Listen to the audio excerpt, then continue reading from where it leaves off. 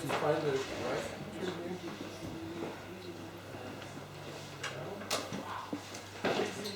Yeah.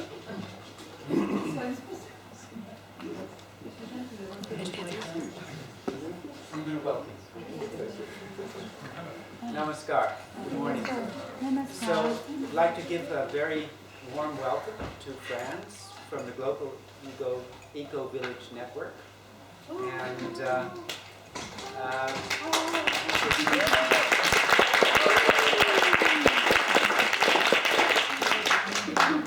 so Frans is going to talk to us about sociocracy, and we were very privileged to have a guest visit from Frans when we were doing the intentional community design course a week ago, and we really enjoyed it and found it very inspiring and useful, and so we decided to share Frans with you.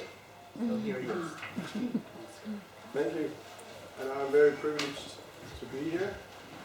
And I'd like to share this with everybody who wants to hear about it, because I think it's such an interesting news. We have been using traditional democratic structures for 250 years or something. It was invented at the same time as the steam engine,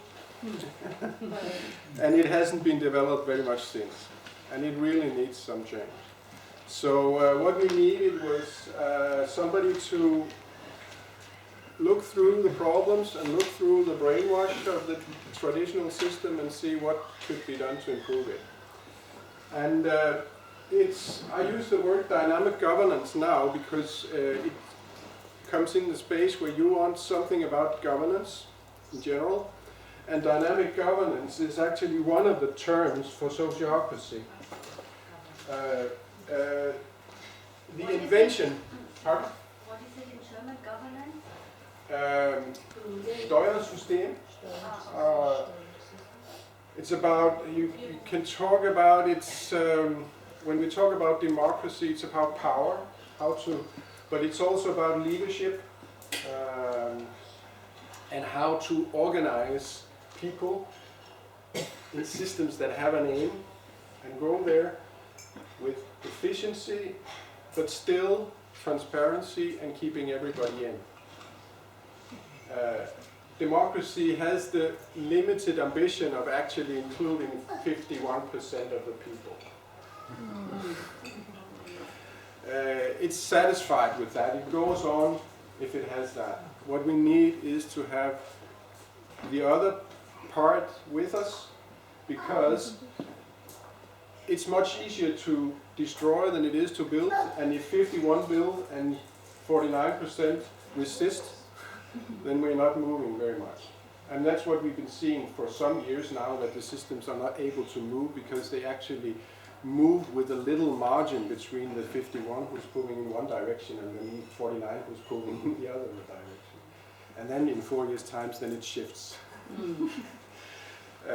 And what we find is that the systems tend to end up in blocks where you have half of the population there and the other half there, and then nothing really happens. So we want something to happen, and sociocracy is the original invention, which has been happening in Holland. And the very short picture of it is that it is a system of governance. It's more than a decision-making process. So it's a whole system. It uses a certain kind of decision process, which is called consent in English. It divides the organization into smaller groups, because the consent decision-making process only works when people more or less know each other. But how to divide a big number of people into small groups and have these groups self-organize and cooperate. There's news about that. How do you do that? And then feedback loops, which is a new thing from system theory, communication theory, that we need feedback. And one thing we know from ordinary governments is that they don't want that. It's actually a problem to get the feedback to the governments. This system recognizes that to have a functional governance system or operating system of anything, you need to have full feedback. So there's systems for that included in this. It is sometimes described as an empty system, which means just a tool that can be used to organize everybody. But it does have some values. And the overall picture, the overall ambition is harmony. Some people actually like to fight.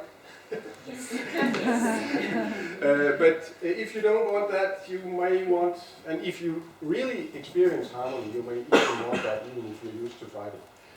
But harmony is the overall value, and equality, equal access to influence, transparency.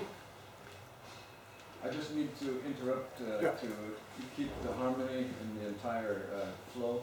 But some of the people have left. They do need 3 people in the kitchen to help prepare for the lunch if anybody